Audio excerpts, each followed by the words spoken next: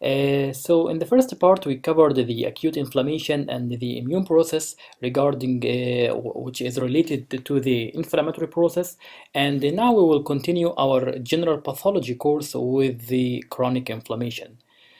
So, as we gave a brief in the previous lecture, the chronic inflammation can start as chronic from start, like for example, for the tuberculosis, for example, or sometimes the acute inflammation can progress into chronic inflammation. So, not every acute inflammation will end up by healing and repair, but can sometimes progress to chronic inflammation. A chronic inflammation is a type of inflammation that characterized by a cellular infiltrate made mainly from lymphocytes and plasma cells. Lymphocytes and plasma cells. This is in contrast to the acute inflammation, in which the main cells are the neutrophils and the monocytes or the macrophages. However, in sometimes some cases of chronic inflammation may show some acute inflammation cells like neutrophils, or sometimes it can show some eosinophils. The chronic inflammation, pathologically speaking, it can be classified into two main categories. First one is called the granulomatous inflammation, meaning that it is characterized by formation of granulomas, and the non-granulomatous inflammation. Let's see what are the differences between both of them. In the granulomatous inflammation, there is the macrophage or the single macrophage will join together to form a collection of macrophages together. This collection is called the epithelioid cells. So a group of macrophages together is called an epithelioid cells. This is the hallmark of the granulomatous inflammation. So for every granulomatous inflammation, you will find epithelioid cells. Not only the epithelioid cells, but even the epithelioid cells, when joined together, or a group of epithelioid cells together, this will make another type of cell, which is very large cell. It is called the giant cell. So giant cells made of epithelioid cells, while epithelioid cells made of macrophages. So although that the giant cells are very characteristic for granulomatous inflammation, but they don't have to present in all cases of granulomatous inflammation. So giant cell is very specific, but the epithelioid cells are the hallmark for this kind of inflammation. The granulomatous inflammation is present in different kinds of chronic inflammation, like sarcoidosis, like tuberculosis. So this will be the distinguishing feature for granulomatous inflammation. There are different types of giant cells that we can summarize in three categories. First of all, called the Langerhans giant cells. The Langerhans giant cell is a cell characterized by presence of a peripheral horseshoe shape of nuclei. So the cell will show the nuclei, or there is a peripheral ring making like a horseshoe of epithelioid cells. They are taking the periphery of the giant cell. This is called the Langerhans cell. The other type of giant cell is called the two-tone giant cells. In two-tone giant cells, they have a characteristic pattern, as the epithelioid cells are forming a ring of nuclei. This ring of nuclei separating central eosinophilic cytoplasm from a peripheral foamy lipid. This is a foamy lipid. So by telling you that this giant cells occurs associated with foamy lipids, you may expect that this giant cell occur in the lipid disorders, like for example a disease that affected the skin and the iris present in the childhood, called the juvenile xanthogranuloma. So if we take a skin biopsy from the skin lesions or the iris lesions in case of juvenile xanthogranuloma, we will find these two-tone giant cells. Finally, when there is a foreign body that will enter the body, then this foreign body will be enclosed by some sort of chronic granulomatous inflammation, leading to formation of foreign body giant cells in which the nuclei are haphazard or they are irregularly arranged within the cell. So they overlap each other, they don't follow a specific pattern like the previous two ones. So to summarize the types of giant cells, here are the shape of epithelioid histocytes with fusion of macrophages. Then the Langerhans cells, the cells forming a ring of nuclei or the horseshoe pattern. The two-tone giant cells, there is a ring of nuclei separating central eosinophilic cytoplasm from a peripheral phospholipids, while the foreign body giant cells, the nuclei are irregularly arranged, doesn't follow a specific pattern.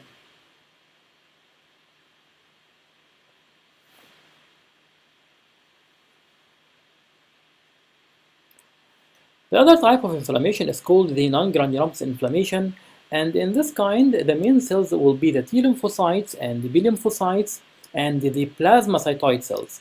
The plasmacytoid cells are a character or a type or a variation of plasma cells and the plasma cells itself. So these are the main cells that are present in the non-granulomatous inflammation.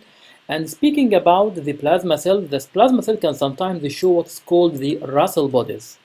Russell bodies are inclusion bodies present in the plasma or in the cytoplasm of the plasma cells. They have eosinophilic structure, and the nucleus can be eccentric or sometimes it's absent. This is called a Russell body.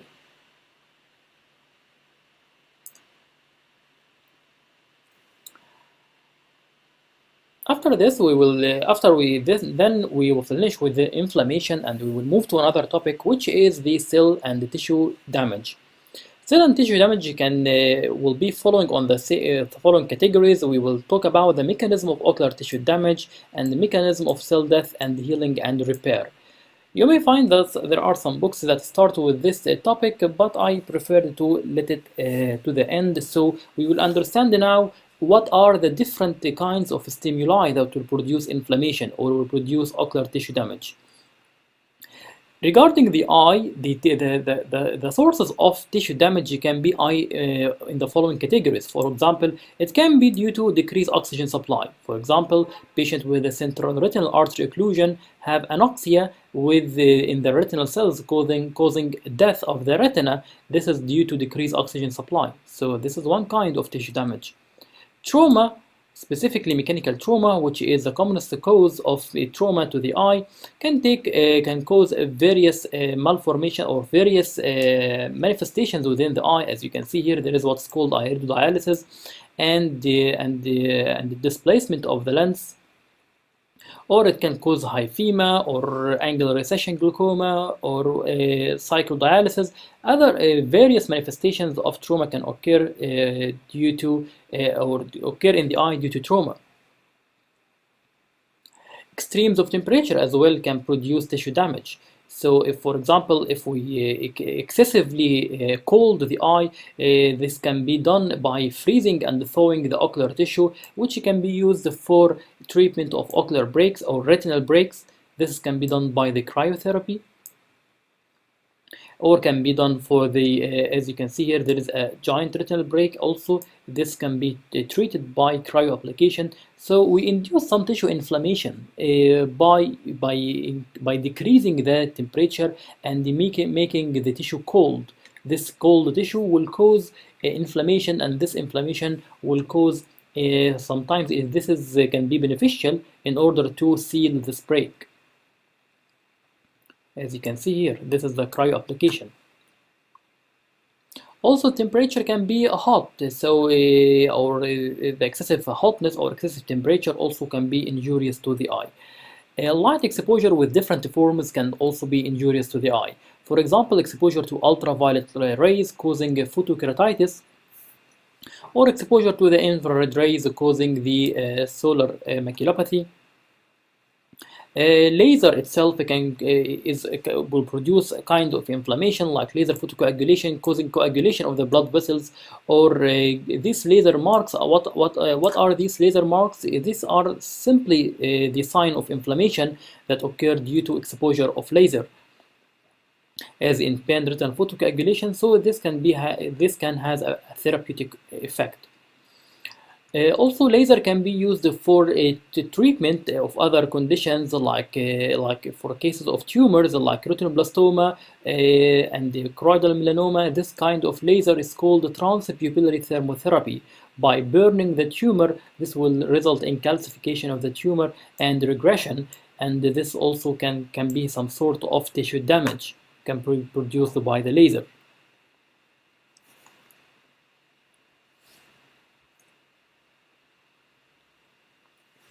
Chemical burn will be also will damage the ocular tissues by denaturation of the proteins, like what happens in alkali the burn in cornea or acid burn in cornea. This also can form one form of tissue damage. Toxins, like for example that of a Pseudomonas. Pseudomonas will produce a powerful toxin that will cause a lysis of the stroma of the cornea. So this is a very severe and devastating corneal infection. Also, some toxins can produce damage to the optic nerve or cause toxic optic neuropathy, like that of the alcohol or the tobacco, can cause toxicity to the optic nerve. Also, some systemic drugs can produce toxicity, like also some toxic drugs to the optic nerve, or you can refer to the pharmacology lecture for the drugs that may cause damage or systemic toxicity to the eye. Genetical susceptibility also have been associated with some sorts of inflammation. So some people are more prone to inflammation or tissue damage than the other, as we will say in glaucoma or in the primary open-angle glaucoma. So these are the causes of the tissue damage. Let's now see what are the manifestations of ocular tissue damage. The different tissues of the eye respond by different ways to the injurious material or to the injurious agent. Let's say, for example, the cornea.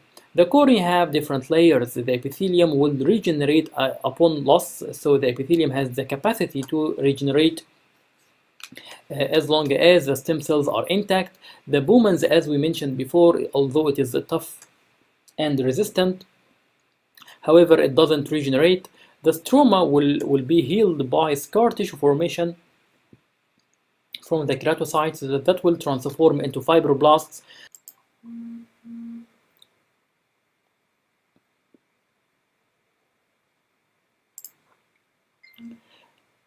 The descent membrane doesn't regenerate, but the endothelium will slide over the descent membrane in order to cover the gaps of the descent. The endothelium will not also regenerate, but it will compensate for the defect by polymorphism and polymorphism. The iris can show different reactions in the different layers, so the epithelium can show reactive proliferation after the trauma. Once there is a trauma to the iris, the epithelium will show proliferation, but the stroma will show no scar formation. This is because it has a high content of fibrinolysins. This fibrinolysins will cause lysis of any scar, and this can have a beneficial role. So if we do a surgical peripheral iridectomy or laser peripheral iridotomy, this defect or this full thickness defect in the iris will not heal, and we want it to be patent in order to allow passage for aqueous. So this can be beneficial. The lens can react to the injury by fibrous metaplasia and the cataract formation. The retina can show also different reactions to injury. For example, the nerve cells don't regenerate, but the glial cells like the astrocytes will show proliferation leading to gliosis. Retinal pigment epithelial cells will show proliferation and fibrous metaplasia, or they can also with the trauma that injury causing defect in the retina. This can result in an explosive peripheral PVR or proliferative vitreoretinopathy. in which that the RPE cells act as a fiber or attain a fibroblastic activity, causing the proliferation and the fibrosis.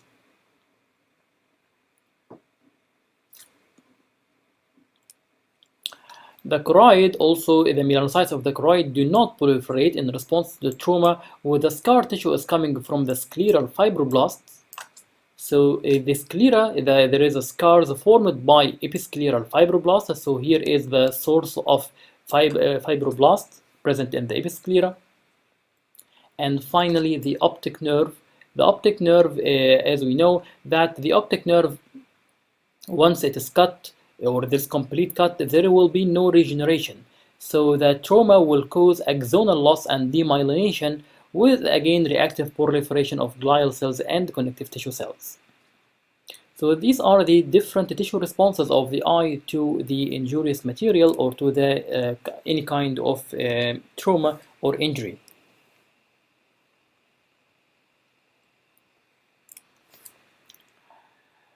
So what happens if the cell will undergo death? The cell death or irreversible cell death can take one of the two forms. One form will be very noisy, will be very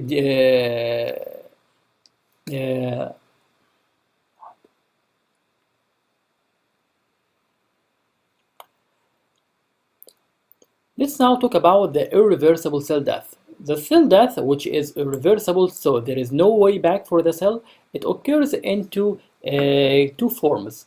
One form is very noisy and explosive, associated with high amount of inflammation and tissue injury. This is called the necrosis.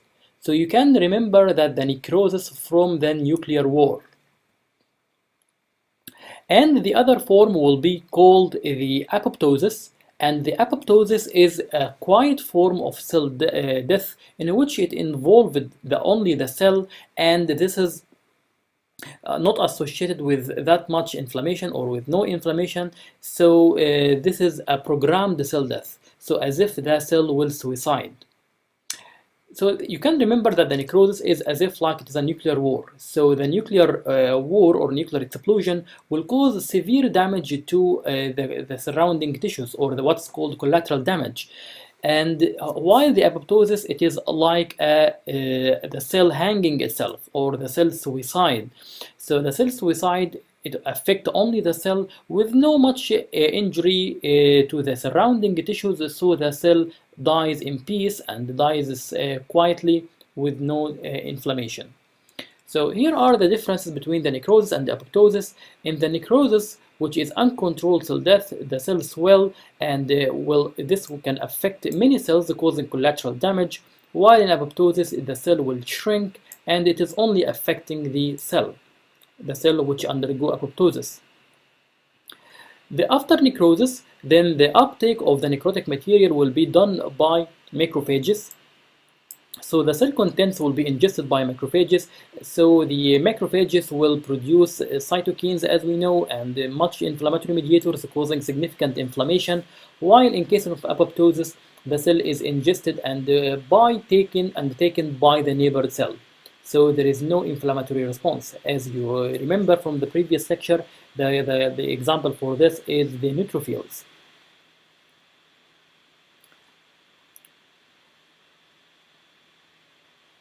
The membrane also can show some changes. So in necrosis, there will be loss of membrane integrity with the cell lysis, while in the apoptosis, the membrane will show blibbing, but there is a maintained integrity. And there will be some appearance of apoptotic bodies which will mediate the apoptosis. The organelles in necrosis will show swelling and random degradation of the DNA, while in the apoptosis there will be show mitochondrial release with a regular pattern degradation of the DNA with chromatin condensation.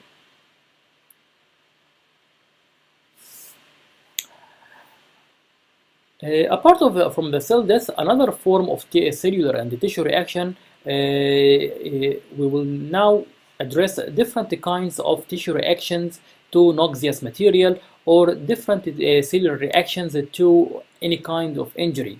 So if we assume that this is the normal arrangement of cells, then we have a kind of a tissue reaction or cellular changes called hypertrophy.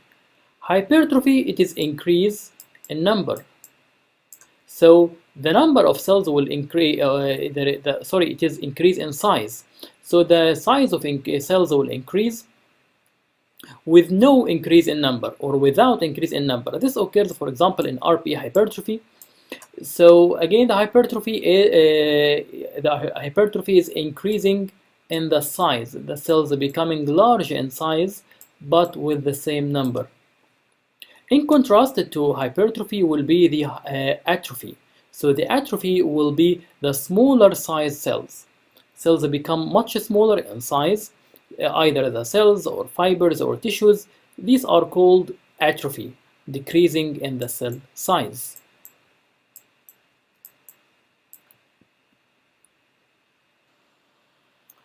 The next form of the tissue damage or tissue reaction, it's called the hyperplasia. Hyperplasia meaning that it is increase in the number of cells. This increase in number of cells can be associated with increase in size or not. And this is not indefinite, meaning that there is a certain limit.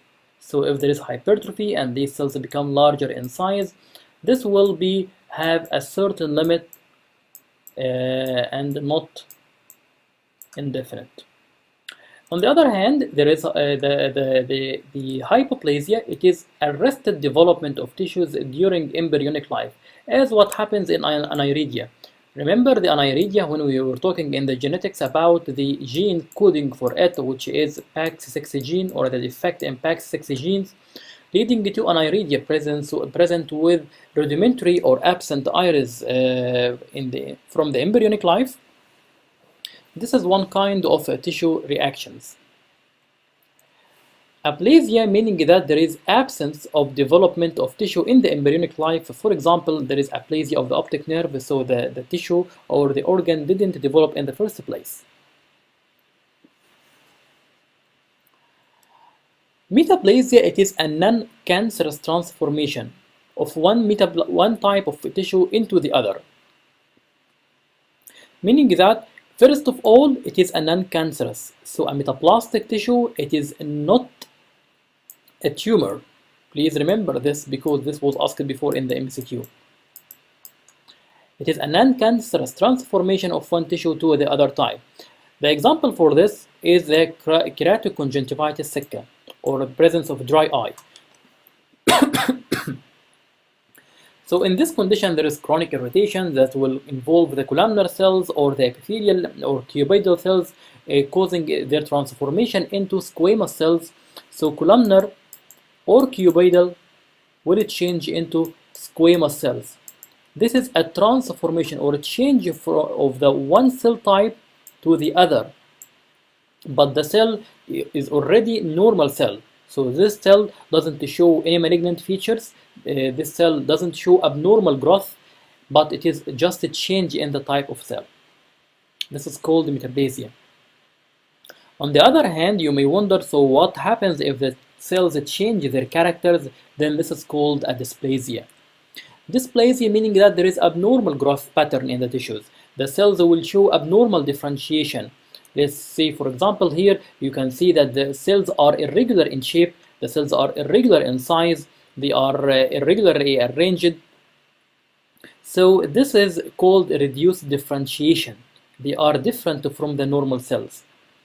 And this plastic tissue itself, it is not invasive. It is not cancerous, but it is precancerous. Meaning that the other name of the dysplasia, it is carcinoma in situ. Carcinoma in situ meaning that they are dysplastic cells, but they still present in their normal place and they didn't invade the basement membrane. Once they invade the basement membrane, then this is called an invasive carcinoma.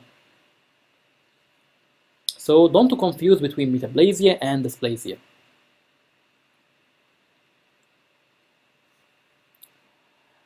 Let's now move to another topic, which is aging, degeneration, and dystrophies. So, as any part, the eye is like any organ in the body, can undergo aging changes characterized by decreased vitality of the cells and decreased vascular supply and the atrophy of tissues. So, what concerns us here is two kinds of confusing changes that may occur in the eye that can be sometimes confused between each other. The first one is called degeneration. The degeneration is usually an age-related process. So it occurs when the tissues reach their full capacity and their full growth, and usually they result in followed a secondary disease, meaning that, for example, a lipid keratopathy. This results from blood vessels invading the tissues, causing oozing of lipids. So they usually occur as a result of previous pathology and occurs in many forms, and they can, like for example, the lipid keratopathies that may involve collagen, involve elastin called elastotic degeneration, or proteoglycans. The confusing term with the degeneration is the dystrophy. So the dystrophy is not a secondary disorder, but it is a primary. So it can occur in a normal healthy ocular tissue, and this has a genetical basis in contrast to degeneration. So there will be can be autosomal dominant or recessive or whatever, and can involve a single matrix component. Let's review the commonest types of degenerations and illustrate the distinguishing features of all of them. The hyaline degeneration, the normal cells will be replaced by acellular, amorphous, eosinophilic materials. Let's say, for example, that this is the wall of an artery, and this is the outer layer and middle layer and the endothelial layer. What happens with the hyaline degeneration is that the wall of the artery will be replaced by amorphous, doesn't have a specific structure, and eosinophilic, pink material, causing occlusion of the lumen. This is what happens in case of diabetes, in atherosclerosis, and in hypertension. So this change occur in the wall of blood vessels in case of these diseases, leading to thickening of the wall, causing to occlusion of the lumen. Other type of degeneration is called the elastotic degeneration, in which there is defective fibroplastic function cause decrease or a change in the elastic matrix and decrease in elasticity. This is what happens in the atresia. So it is a kind of elastotic degeneration involving the tissues, causing extension into to the cornea, and also happens in a disease called pseudoxanthoma elasticum. And this pseudoxanthoma elasticum can be associated with ocular manifestations, in which there is breaks in Bruch's membrane causing exposure of the choroid, leading which is called the angioid streaks. So angioid streaks can also be a manifestation of elastotic degeneration. Calcification also can occur in the eye, and this can take many forms. For example, calcification when involving the cornea, this is called the band keratopathy, in which there is calcium deposition in the Bowman layer and the anterostromal layer, and they can be due to many reasons. Can be ocular reasons, for example, the chronic uveitis, especially the juvenile type, and the chronic following surgeries like retinal detachment or silicone-filled eye, or it can be due to systemic reasons, for example, the hyperparathyroidism and the chronic renal failure and sarcoidosis. So you can find that there is a calcium deposition in a band shape in tissues in the cornea. So this is one kind of tissue degenerations. Also in phthisis bulbi, there will be degeneration in the form of calcification. So as you can see here, this is a normal eye, and this is a CT scan showing that this is a phthisis eye or a small eye. Phthisis bulbi, it is a small disorganized eye, in case of you don't know. And you can see here that there is a calcification inside this eye. So this is a normal pathological, or it's a pathological event that occur in the aesthetic eye due to degeneration called calcification.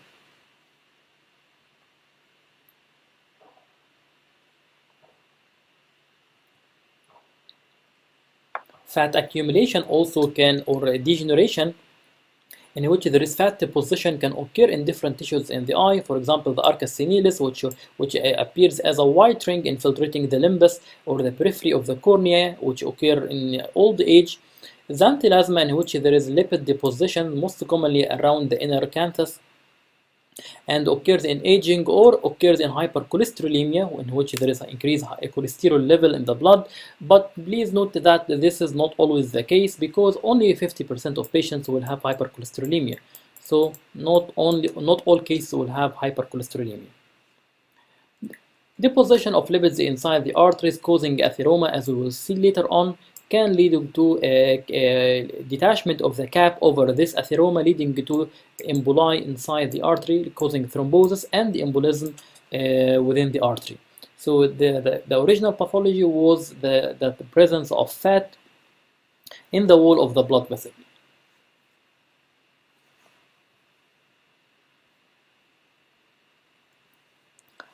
Hydropic degeneration, the first most important word about hydropic degeneration, it is that it is reversible.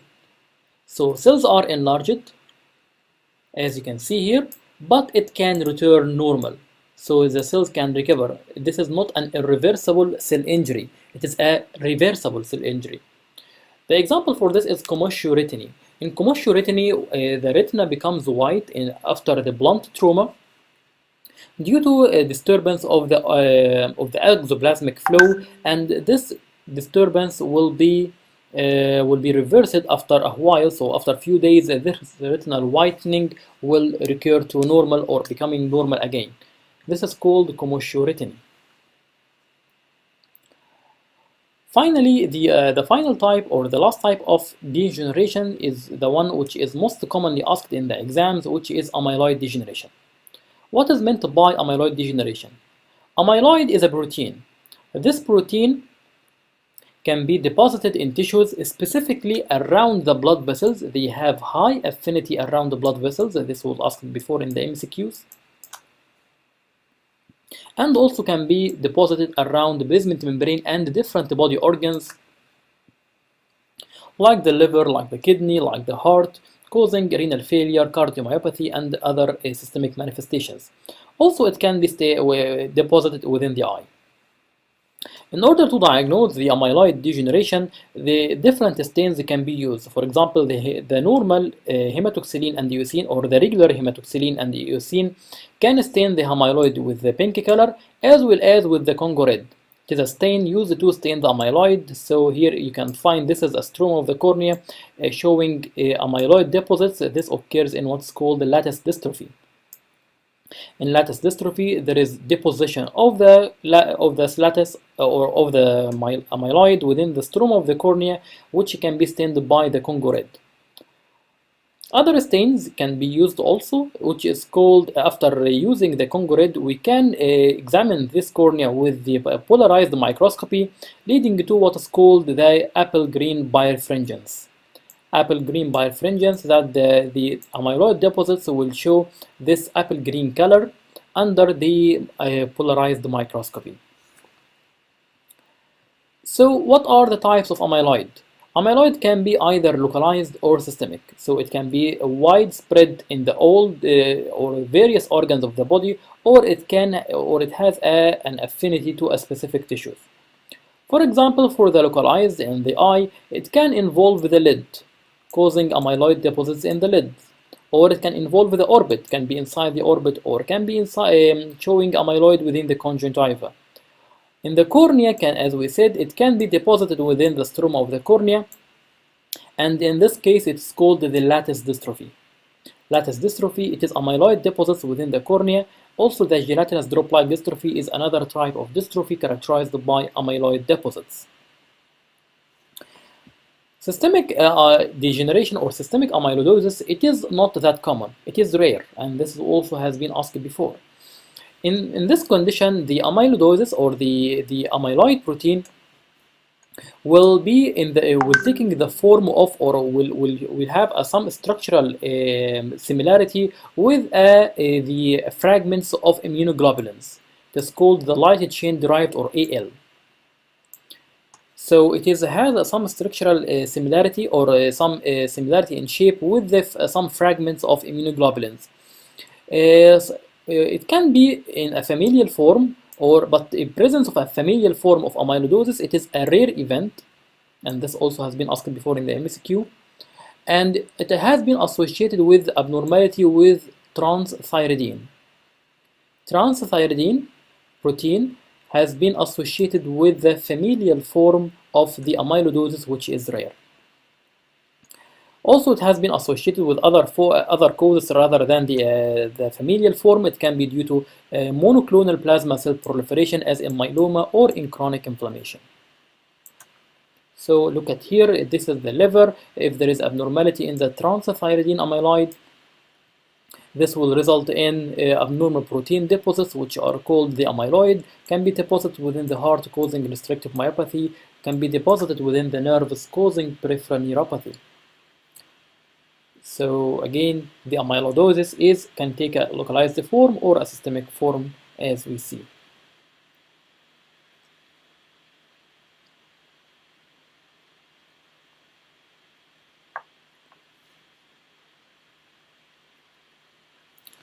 Let's now move to another interesting topic, which is the hypersensitivity reactions.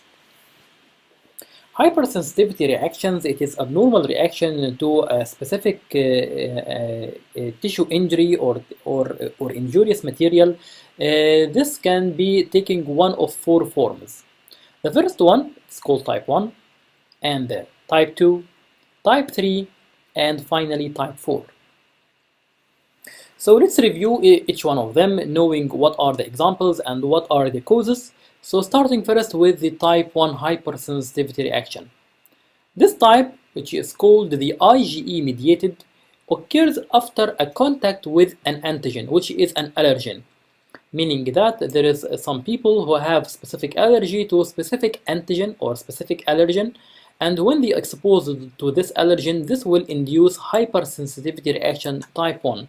For example, people who have allergic conjunctivitis or with the seasonal, which occurs more with the seasonal variation, like in the spring, when they got exposed to the pollens or exposed to allergens in the air, this will result in inducing inflammatory reaction called hypersensitivity reaction type 1. This characterized by lid swelling and conjunctival swelling. So how does this occur? Here we have the mast cell, our beautiful mast cell that we talked about in the previous lecture. The mast cell have some receptors. These receptors that bind with the IgE. The IgE immunoglobulin will bind to a receptor here through the mast cell, and this receptor will be, or the IgE will bind through the Fc portion. As we mentioned in the previous lecture, Fc portion will be for binding, while the Fab region will be for the antigen. So what happens next? When there is exposure to pollen, for example, or to an allergen, this will result in that the antigen will bind to the antigen here will bind to this immunoglobulin, or will bind to the IgE, resulting in cross-linking of the IgE. This will followed by the degranulation. This will result in removing of or the destruction of the membrane that surround the mast cell, and as you can see that the mast cell contain large amount of granules. So binding of the antigen to the antibody will causing degranulation of the mast cell, leading to, as you can see, there will be huge amount of chemical mediators released, like the histamine, like the serotonin, like platelet activating factors, which will induce this inflammatory process, or will induce the hypersensitivity reaction characterized by this edema and swelling and itching.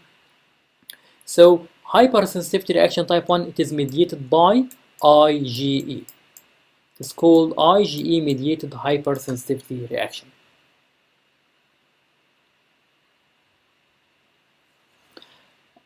I think that this is easy and clear. Then we will come to the type 2 hypersensitivity reaction. In type 2 hypersensitivity reaction, there is an antigen-antibody reaction.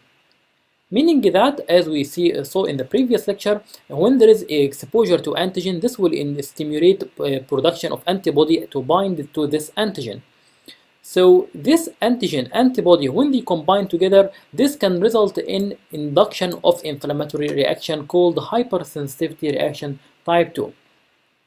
For example, this is what happens when, for example, someone with the blood category A receives blood from blood category B, or what's called incompatible blood transfusion. So antigen B will combine with the antibody, or antibody of the A will combine with the antigen of the B. So incompatible blood transfusion will result in agglutination of the antigen antibody and what's called hypersensitivity reaction type 2.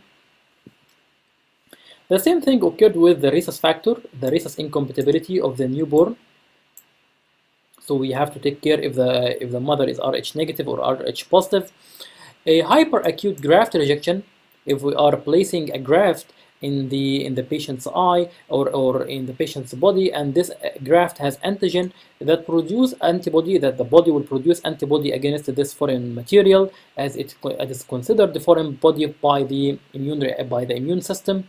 So antigen antibody reaction may result in inflammatory reaction, or or hypersensitivity reaction type 2, or myasthenia gravis.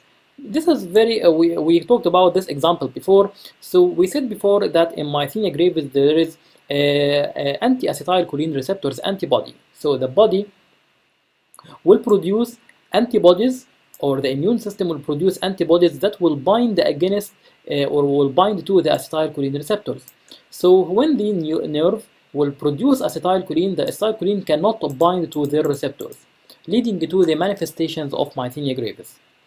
So binding between the antigen antibody, or a binding between or this antigen antibody reaction can occur in myasthenia gravis, and this is one of the examples of hypersensitivity reaction type 2.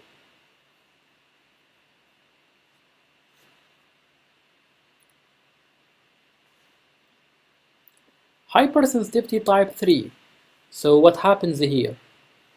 It has some similarity to the type 2, meaning that there is antigen antibody reaction. However, what induces the reaction here, it is not the antigen antibody reaction itself, but their deposition in the tissues, meaning that the antigen antibody will make an immune complex, and this immune complex will be deposited in the tissues. For example, in rheumatoid arthritis, there will be antigen antibody reaction. When it is deposited, or this immune complex is deposited in the joints, this will result in arthritis. And also systemic lupus erythematosus can be an example for this type of hypersensitivity reaction. Another type of hypersensitivity reaction type 3 that was asked before in the exams is called the Arthus reaction. What is meant by Arthus reaction? This is kind of rare side effect that occurs with vaccination. So when a person receives a vaccine, this vaccine can induce a severe inflammatory reaction. This severe inflammatory reaction occurs due to immune complex deposition. For example, if the patient was injected by an antigen, let's say for example it is antigen or a killed bacteria of any organism, and this person has immunoglobulins against this bacteria or against this killed bacteria. So the antigen will bind, or the antibody will bind to the antigen, as you can see here, making an antigen antibody complex. This antigen antibody complex will activate the mast cells or activate the local tissue cells for their granulation, causing severe inflammation and deposition of these complexes within the tissues, will result in, as you can see, swelling and edema and acute pain and inflammation. This is called Arthus reaction. So Arthus reaction, it's a rare side effects occur after vaccination.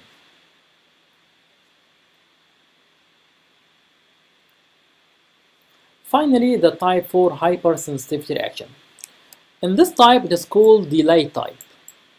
Why it is called delayed type? Because it doesn't take or it takes some time to develop, usually within 48 hours, and it occurs when a patient or a person is exposed to an antigen. this antigen or the person is exposed to this antigen for the second time. So he has already performed some cytokines or already formed T cells against this antigen. Again, let's say for example that a person has received or has been exposed to an antigen. This antigen will make T cells against this specific antigen. So he has already some T cells. When he is exposed to the same antigen for the second time, and the T cells already sensitized to this antigen, these T cells will produce cytokines or inflammatory mediators. These inflammatory mediators will lead to inflammatory reactions and causing activation of macrophages, leading to release of their inflammatory products. For example, the contact hypersensitivity and the tuberculin test. Let's take let's illustrate more with the tuberculin test. For example, the tuberculin test, we inject what's called the PPD or purified protein derivative of the tuberculosis. So the tuberculosis purified protein derivative will be injected subdermally below the skin of the person who we want to test if he has been exposed to the tuberculosis before or not. So we want if he has some immunity against the TB or not. So what happens here?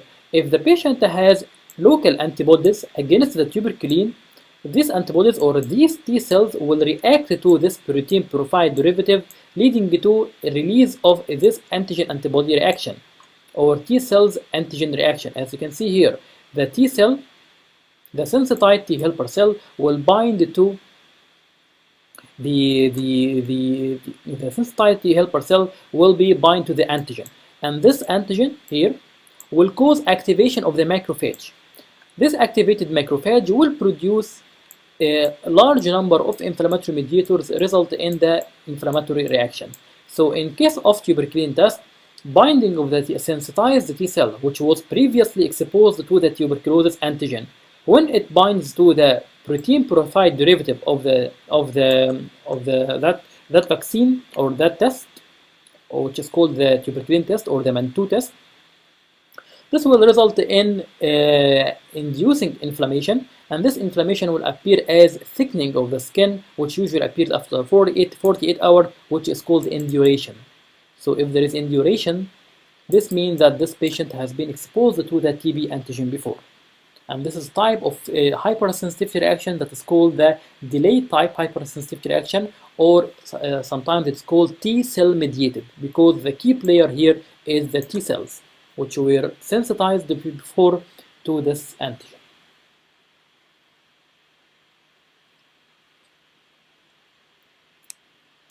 I hope that this is clear. So let's now move to another interesting topic, which is, or before we move to another topic, let's here summarize the different mechanisms of the type 1, 2, 3, 4 sensitivities. In type 1, as we said, the allergen here will bind to the immunoglobulin, which is the IgE. The IgE is bound to the mast cell. Once the allergen is bound to the immunoglobulin E, this will result in cross-linkage of the IgE, result in degranulation of the mast cell, releasing their inflammatory mediators like histamine and serotonin, causing vasodilatation and the edema. And this also can be referred as the anaphylactic shock. So this is the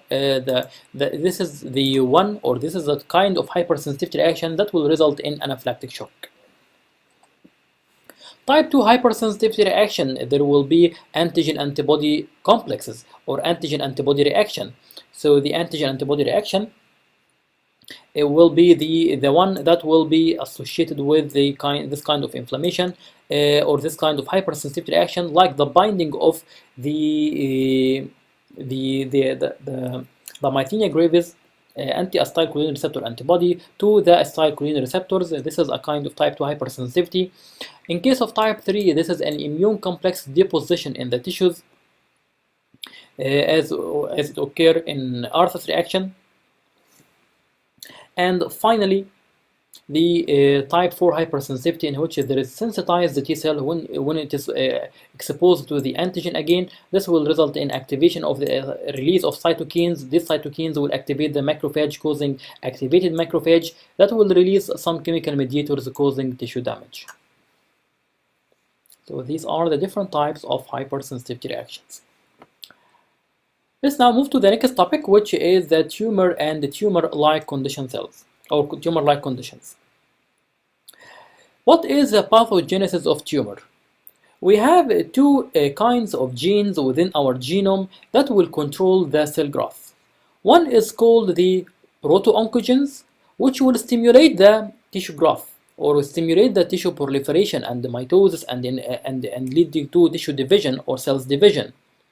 On the other hand, there is what is called the tumor suppressor genes. The tumor suppressor genes are responsible for halting and inhibition of the tissue proliferation and the cell division. Balance between both of these genes is important for normal cell maturation and regeneration and growth. So you can consider both of them like the pedals of the car. So there is one for the oil and one for the brake. If there is a balance between both of them, the car will move in the normal direction and in the regular speed. But if there is imbalance between both of them, this will result in either that the car will stop immediately altogether. So if there is no proto-oncogenes and it is only tumor suppressor gene, this will lead to aplasia. The tissue will not form, or there will be arrested development, or hypoplasia, or so there will be lack of maturation and the proliferation of the tissues. On the other hand, if the tissues show there is no tumor suppressor gene, the tissue will show abnormal proliferation and the growth leading to tumor formation, as what happens in retinoblastoma. So as we mentioned before, the retinoblastoma will be caused by absence or deletion of retinoblastoma one gene, which is a tumor suppressor gene. If there is absence of this gene, this will result in appearance of retinoblastoma. Other forms of tumor-like conditions are called the hamartoma and choriostoma. So, is any omas is a tumor? Here we get the answer that no.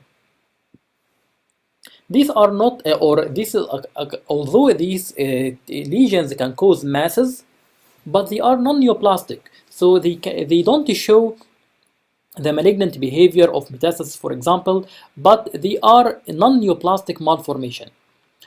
Let's start first by the hamartoma. What is the hamartoma? Hamartoma, it is a non-neoplastic malformation characterized by proliferation of tissues that are normal found at this site. For example, the hemangiomas and the nevi. Hemangiomas and nevi are considered hamartomas because in hemangiomas there is proliferation of capillary endothelium or vascular channels that are normally present in this location, but there are just abnormal proliferation. While the nevi, there is abnormal proliferation of nevus cells that are formed in this that was transformed from melanocytes, and normally these melanocytes are normally present in this location. This will be different from the choriostoma. Choriostoma, meaning that it is again non-neoplastic malformation, consists of mixture of tissues that are not normally present in this particular site. For example, the dermoid cyst. Dermoid cyst is a congenital malformation characterized by subdermal translocation of epidermis into a subdermal location. So although the epidermis should be above and the dermis should be below, but if the epidermis is enclosed within the dermis, so now the epidermis is below the surface, and this epidermis will contain its hair and appendages and sweat glands and whatever the appendageal structure present in this epidermis. This is called the dermoid cyst.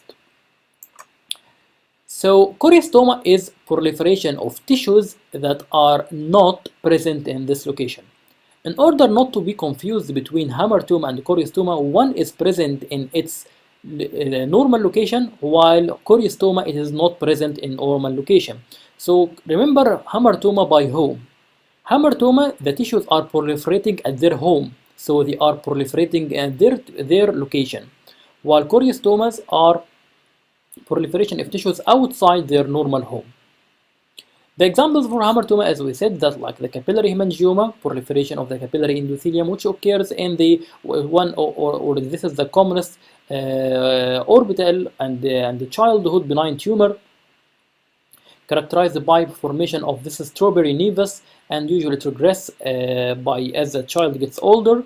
And the other form of hemangioma is called the cavernous hemangioma, characterized by proliferation of the vascular channels, and can be a part of a syndrome called the Sturge-Weber syndrome, in which the hemangiomas involve the distribution of the trigeminal nerve. Nevi as well can be considered like hamartomas, in which the melanocytes, which migrate during the embryonic life to the tissues, will undergo transformation into nevus cells, so they will lose their dendrites, forming the nevus cells, and the nevus cells will start to proliferate in the epithelium, causing this appearance of nevi. So there is abnormal proliferation of tissues which are normally present in this location. Here is the dermoid cyst, which is called the external angular dermoid, and you can usually occurs at the site of fusion of brachial arches, usually present at the external angle or the internal angle, leading to formation of this mobile, non-tender, firm mass under the skin. This is called the dermoid cyst, which is a part or it's a form of choriostomas.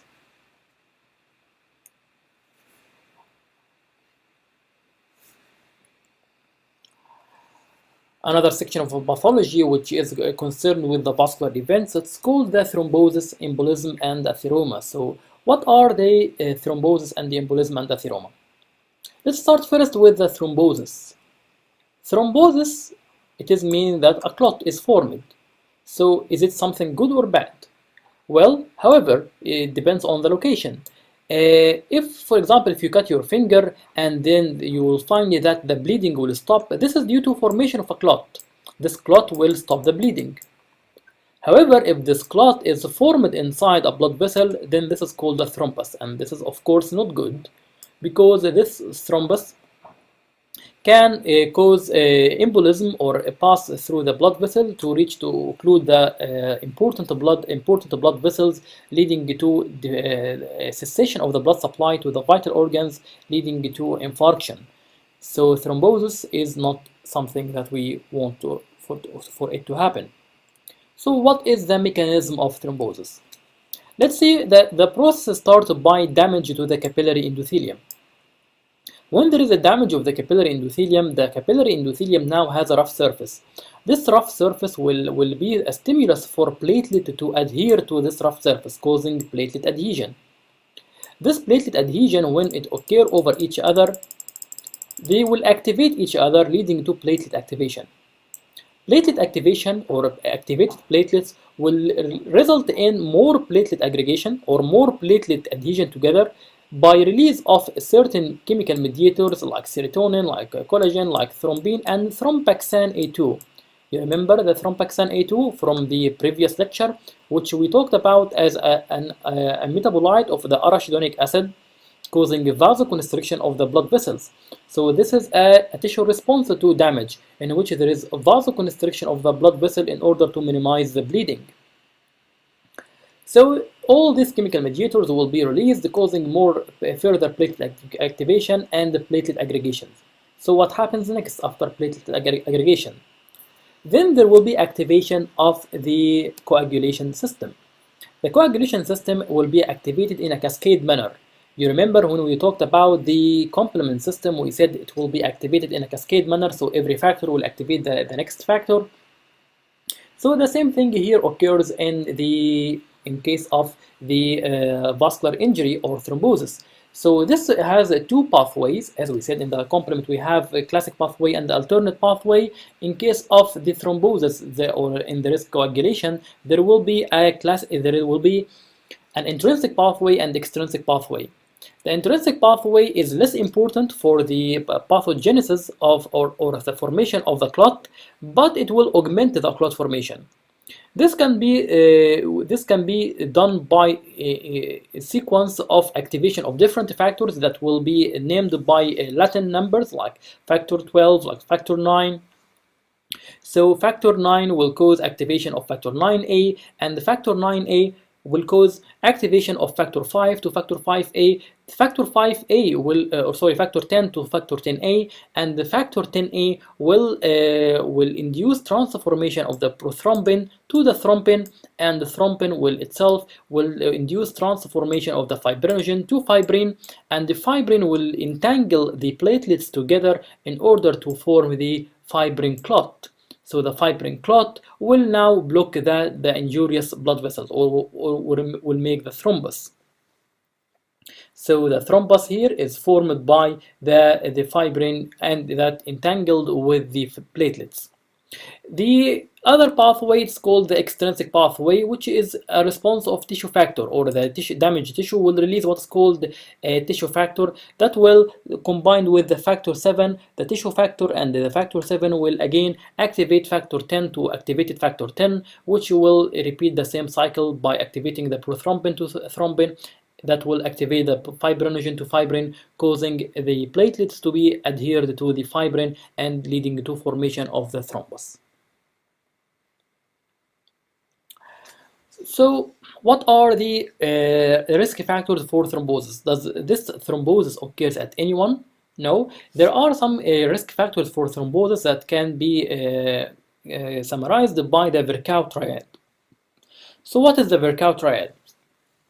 The Virchow triad are summarizing the risk factors for increased liability to thrombosis, meaning that if there is venous stasis, so if like for example like valvular heart disease that causes stasis of the blood, this stasis of the blood will increase incidence of platelet aggregation and being sticky to each other.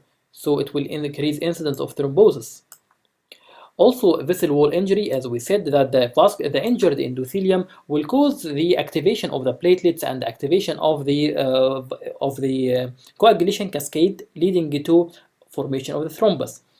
This vessel wall injury can be, for example, in the atherosclerosis, as you can see here. So when the atherosclerosis occurs, the fat here will be deposited under the endothelium, and the cap above the atherosclerosis can be detached, leading to injury to the endothelium, leading to formation of a rough surface that will stimulate the platelets and the coagulation factors. Also, trauma and inflammation can produce the vessel wall injury and the hypercoagulability. So, for example, if someone has thrombocytosis or increase in the platelet number, this will result in increasing the incidence of platelet aggregation and thrombus formation.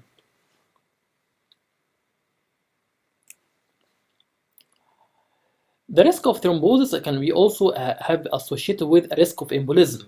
So what is embolism? Embolism or emboli are abnormal mass of tissues. These tissues can be, for example, calcium or can be fat. So whatever these tissues, when these tissues carried over the bloodstream and they occlude a blood vessel, then this is called embolism. So as you can see here that this is a thrombus occluding the blood vessel, and if there is something or some tissue detached from this thrombus, then this is called an embolism, and this embolism can occlude a blood vessel. Finally, the atheroma. So what is atheroma and what is the pathology behind the atheroma? The atheroma is again a certain kind of pathology that occurred due to vascular endothelial damage. So here again, if there is a vascular endothelial damage in the vascular endothelium, this will result in platelet aggregation and adhesion. That will release, allow, or will stimulate the smooth muscle cells of the blood vessel wall to proliferate. This under the effect of the platelet-derived growth factor, and this will result in accumulation of lipids. So here is the difference between the atheroma and the thrombosis. So thrombosis is just a fibrin and platelets that will aggregate, forming a thrombus that may occlude the blood vessel. However, in the atheroma, it is that this process of injury of the vascular endothelium under the effect of the platelet-derived growth factor can lead to deposition of lipids, as you can see here, in the wall of the blood vessel, can present intracellular and extracellular due to breakage of the endothelial cell barrier function. So again, the problem here of this atheroma that when the atheroma or this atheromatous plaque present in the wall of an artery, for example, the internal carotid artery, sometimes the wall or the cap over this atheroma can detach, leading to a part from this fatty material will travel through the blood vessel, causing occlusion of a major blood vessel in the brain, leading to stroke. So here what happens again, this is the normal blood vessels, and when there is fat accumulation intracellular and extracellular in atheromas, as the fat gets larger, then the lumen will be much more occluded, and the cap over the surface of this fat will be sometimes can be damaged, leading to escape of some of this material that can cause, for example, to the brain, leading to stroke, can go to the heart, leading to myocardial infarction. So what are the risk factors for atherosclerosis or for atheromatous formation? There are some reversible risk factors like cigarette smoking or smoking, hypertension and diabetes, and hyperlipidemia.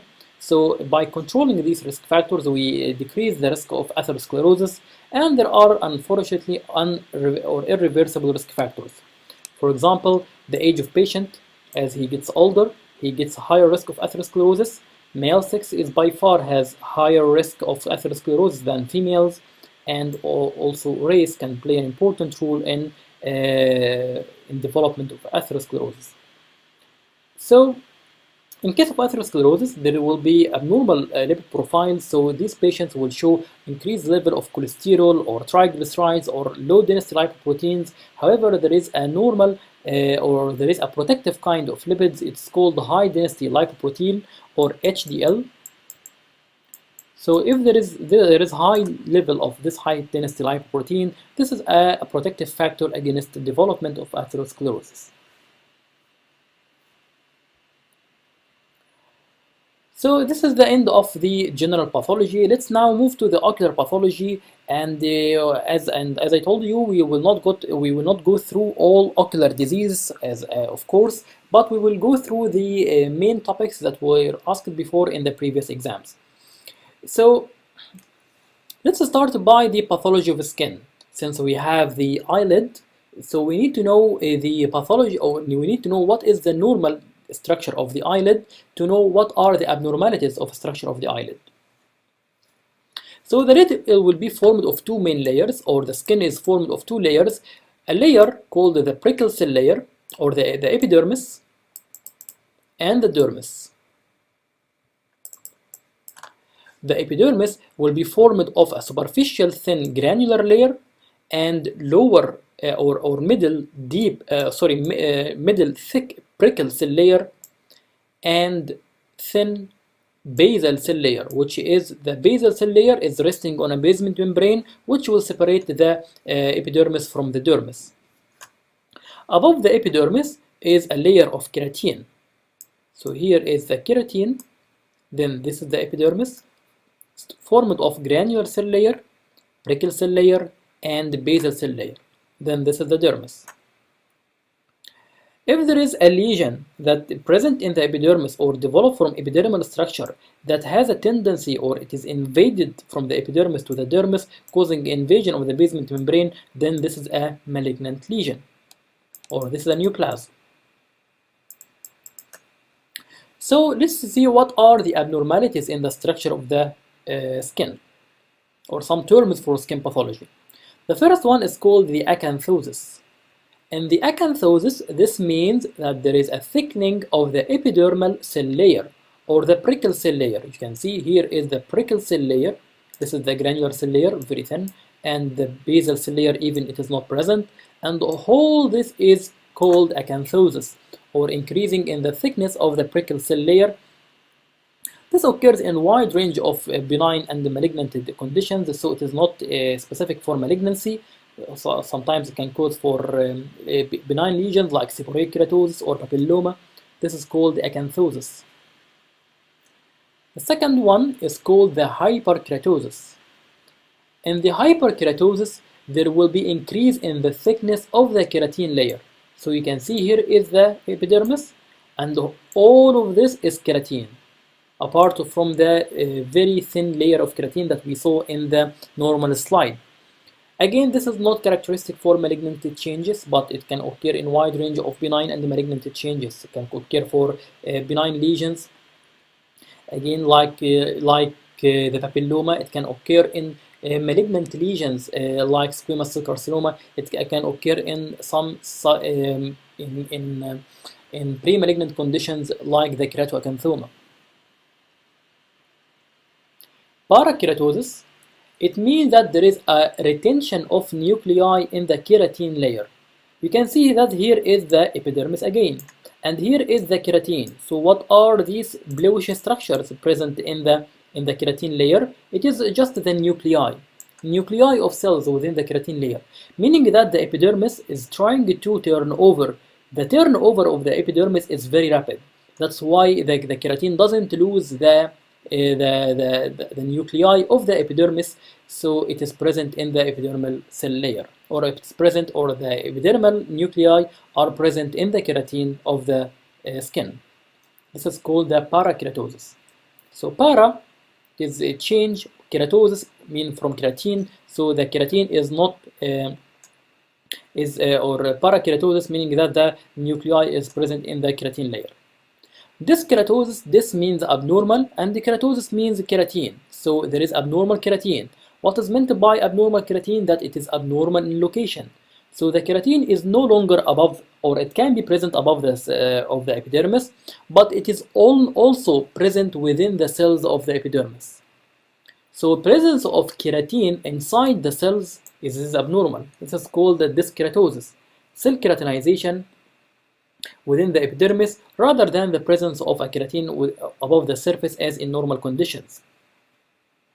An example for this, it is called the eddy pearl. Eddy pearl is present of intraepidermal keratin, which is occur in the squamous cell carcinoma. Finally, the dysplasia. As we mentioned before, the dysplasia is abnormal maturation and the growth of the cells. So the cells show abnormal pattern. This abnormal pattern can be either abnormality in shape, abnormality in structure, abnormality in arrangement, abnormality in the size. As you can see here, there are some, this is the normal conjunctival epithelium, and you can see that there are some pale masses of cells. These pale masses of cells are just dysplastic cells. These dysplastic cells show abnormality either macroscopically, as I told you, by the size and shape and the configuration and the arrangement, or even on the microscopic level. So they will show more prominent nuclear chromatin, more prominent mitotic figures. This means that these cells are hyperactive. These cells are dividing, and they have the potential to turn malignant. And they have the potential to invade the basement membrane and to invade the stroma, causing an invasive malignancy. For example, here in this condition, this is a dysplasia involving the conjunctiva epithelium, causing what's called the CIN, or conjunctival intraepithelial neoplasia. If it progressed, then it will lead to conjunctival squamous cell carcinoma. So presence of these abnormal cells, these can be considered as a pre-malignant condition. So a dysplasia is a pre-malignant condition that can undergo malignant transformation, and but in this condition now, it cannot. It doesn't involve the basement membrane, and it doesn't cause metastasis, but it has a tendency to do so.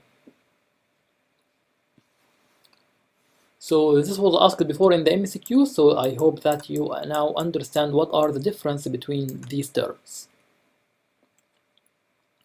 Another topic that was asked before is giant cell arthritis. So what is giant cell arthritis? It is a systemic inflammatory disease that will affect the medium-sized arteries, characterized by granulomatous necrotizing inflammation of the wall of the arteries. So if you can see that this is the normal wall of the artery, showing this is the tunica intima, and this is the tunica media, and this is the tunica adventitia from the inner to outer, we can find that this is a vessel wall of a patient who have giant cell arthritis.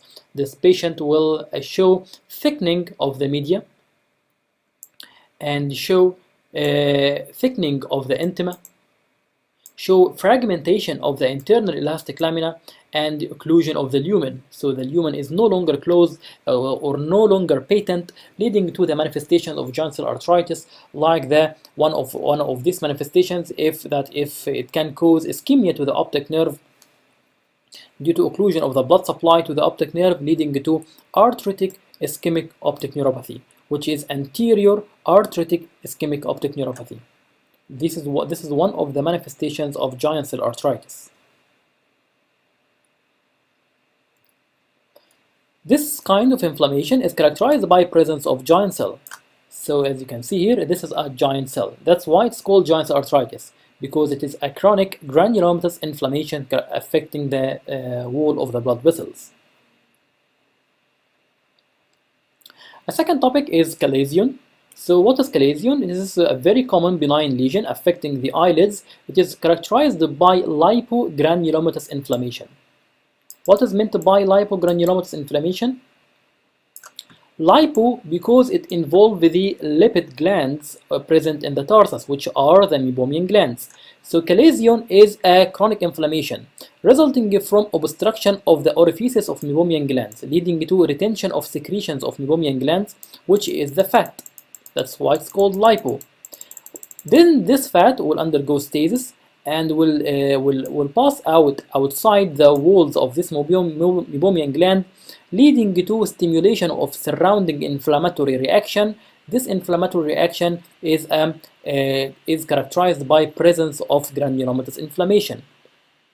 As you can see here, these are the tissue histocytes or the macrophages forming epithelioid cells, and these epithelioid cells will gather together to form giant cells. And during fixation of this slide, the lipid that are seeped outside the meibomian gland will be lost during fixation, so it will make an empty lipid vacuole. So from here we know that there was a lipid. And there is some lymphocytes, and as you can see that the lymphocytes and the macrophages or lymphocytes and the plasma cells will try to enclose this fat, which is normally shouldn't be present in this extracellular spaces. That's why it's called the lipogranulomatous inflammation.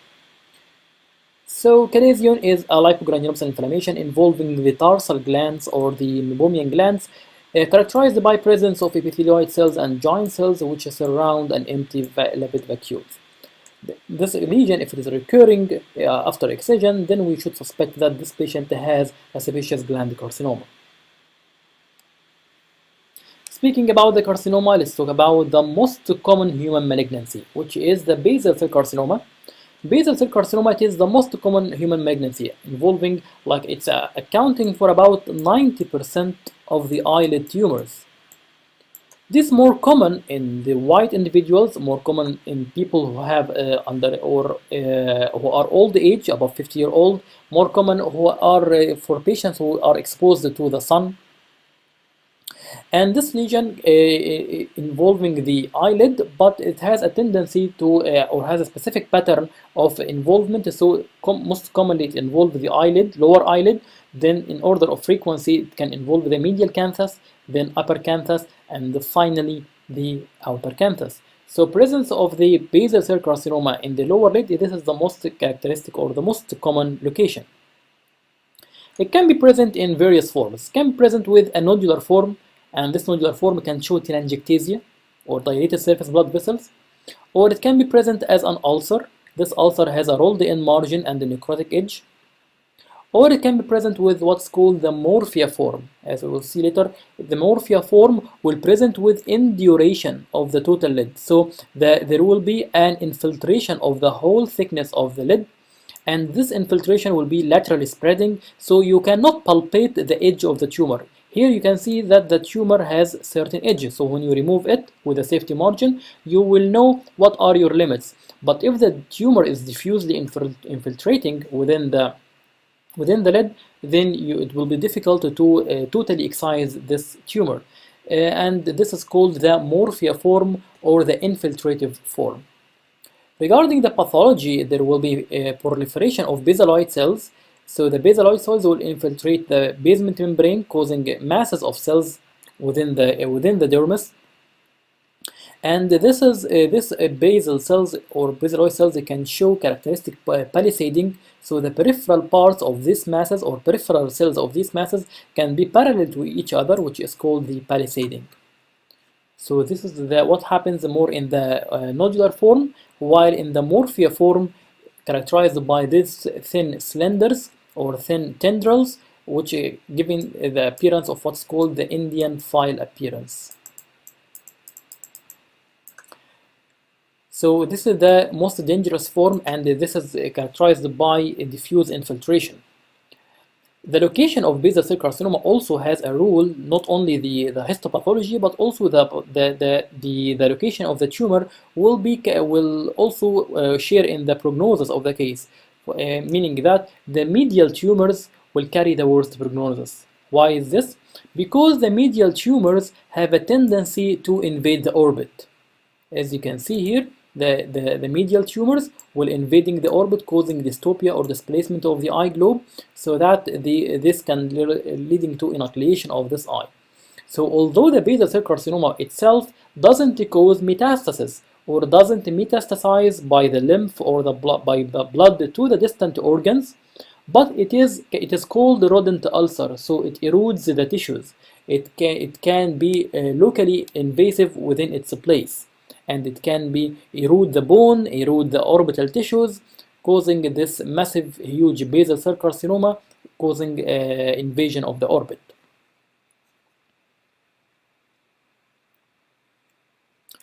Conjunctival nevus we have just talked about in a while, and this is a benign lesion involving the conjunctiva, can be most common or most present at the juxtalimbal area and in the caruncle, and characterized by presence of variable pigmentation. This variable pigmentation is something denote that this is a benign lesion rather than a malignant lesion. Usually this nevus increase in size during hormonal changes like in puberty or in pregnancy, and it carry low risk for malignant transformation, maybe less than 1%, and characterized by formation of proliferation of nevus cells within the epithelium of the conjunctiva, and they can show some cystic spaces. These cystic spaces will be responsible for this variable pigmentation.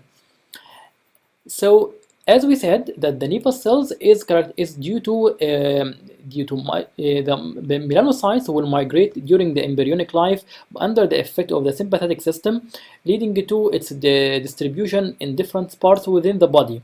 The melanocytes are normally present in the tissues, but if they are transformed into nevus cells, these nevus cells will be round cells, so that the melanocytes will lose their dendrites, and this nevus cells will now proliferate, causing nevus, and this nevus is considered now as a hamartoma, as it is a proliferation of tissues that are present normally in this location. Another important disease that are asked in the exam, it is the primary open-angle glaucoma. So what is glaucoma? Glaucoma is a disease that affects the optic nerve, characterized by chronic progressive optic neuropathy associated with visual field defects, in which the rise of intraocular pressure is a risk factor. So, as we know that the aqueous will circulate from the non-pigmented ciliary epithelium to the posterior chamber, to the pupil, to the anterior chamber, to be drained from the trabecular meshwork. It was found that some people have increased resistance at the trabecular meshwork, so that the aqueous cannot pass through the trabecular meshwork in order to reach the canal of Schlemm.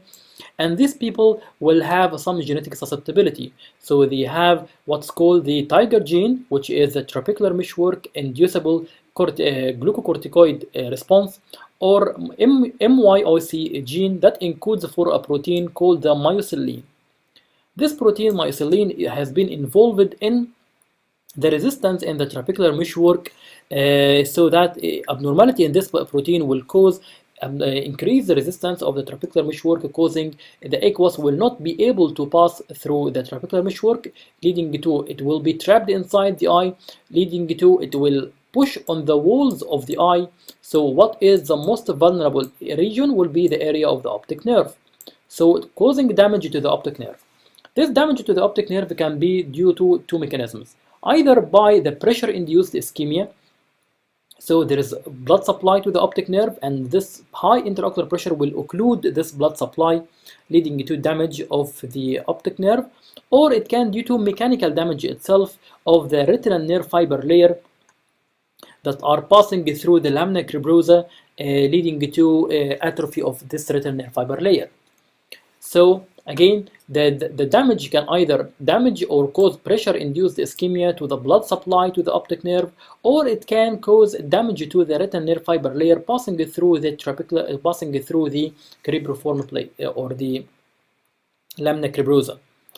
This will result in that there will be damage to the retinal nerve fiber layer and damage to the ganglion cell layer, and this damage is not regular, but it take a certain configuration, or it take a certain anatomical distribution. First of all, as we said in the anatomy before, the retinal nerve fiber layer have a certain distribution, or there is temporal fibers, upper temporal, lower temporal, upper nasal and lower nasal, and they are separated by the horizontal raphe. So the glaucoma has a tendency to involve the upper temporal or superior retinal arcade and inferior temporal arcade. So it involves the fibers above and below the horizontal raphe on the temporal side of the optic disc. So these are selectively damaged. Also, it has a tendency to involve the prelaminar part of the optic disc, because as you can see, the postlaminar part of the optic disc, which is behind the lamina cribrosa, it is not affected from the effect of the intraocular pressure, but the intraocular pressure here will cause damage to the prelaminar part of the optic nerve. So these are the important things to know about the glaucoma. Then finally, the choroidal melanoma. It is the commonest primary intraocular tumor of the adulthood, characterized by presence of this mass, which can be either pigmented or non-pigmented. Can be the uveal melanoma itself can arise from the iris or from the ciliary body or from the choroid. The choroidal melanoma is the commonest, so it's making about 80% of patients, or 80% of uveal melanomas, and they can be diagnosed by in the term of ultrasound, and histopathology can show different forms, as we can see. So what are the histological types? The histological types, we have the spindle cells. Spindle cells can be spindle type A or spindle type B. Spindle cells, the most common, or they are usually the more common, and they carry the better prognosis. So spindle cells, in which the cells assume spindle shape, these carry better prognosis for people who have uveal melanoma. On the other hand, the cells can be rounded, and this is called the epithelioid cells. This is rare or less common, and it carry worse prognosis. So epithelioid cells have a worse prognosis than the spindle cells. Sometimes both of them can coexist together in mixed cell type, and sometimes no cell type can be identified in the necrotic type. So what you need to know here is the spindle cell carry better prognosis than the epithelioid cells. Let's talk about the spread of the uveal melanoma. The uveal melanoma can show a transscleral spread, as you can see here. This is a uveal melanoma that can show trans or extrascleral extension or spread, and this tumor is very vascular, so it has a tendency to invade through either the opening or perforation of the vortex veins, as you can see here, or it can, since the tumor is vascular, the tumor cells itself can pass through the blood stream to different body organs, or what's called the hematogenous spread. So this tumor is well known for its hematogenous spread and the tendency to involve the liver specifically. So the liver is the commonest site of metastasis in case of the uveal melanoma. Very rare and uncommon site of extension is the optic nerve.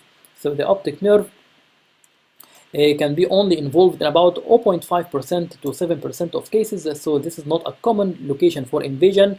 On contrary, the retinoblastoma, the optic nerve invasion is very, very important, and the commonest site of invasion, or the commonest tissue to be invaded, is the optic nerve. So remember, is optic nerve invasion is common for retinoblastoma, but not for choroidal melanoma. Choroidal melanoma, the liver is the commonest site of metastasis. Other prognostic signs for patients with choroidal melanoma are the patient's age. So the larger the age, the more likely that the tumor has progressed, and the size of the tumor also carry a prognostic value. And the size of the tumor can be detected by the ultrasound. So by knowing the tumor base and the tumor thickness, we can know the prognosis. However, this tumor will need either transpupillary thermotherapy or brachytherapy, or this patient will be a candidate for enucleation. So the size of the tumor can be good or can be identified from the ultrasound. Also, the cell type, as we mentioned, that the spindle A specifically carry the best prognosis, while the epithelial cell or epithelioid cells carry the worst prognosis. A microscopic picture also can be show the increasing mitotic activity and lymphocytic infiltration will be against the good prognosis. Location of the tumor, as the melanoma involving the ciliary body, will be the highest risk of metastasis because the ciliary body is very vascular, showing the circulus iridis major, and that will be carry a high risk for metastasis of the tumor. And the extent of metastasis also will be an important prognostic factor. So if there is a transscleral spread, if it is involving the whole orbit, then this patient will undergo exenteration. The larger the tumor, there may be risk of systemic or distant metastasis through the liver or to the liver, which usually will give us a clue that this patient will die soon, maybe within 6 months. Thank you very much. This is the end of the pathology and immunology. I hope that you enjoyed the lecture. I hope that this lecture enriched your information and make an illustrative guide to your study of the pathology and immunology, and you will find that solving the MCQs will be much easier now. Thank you very much.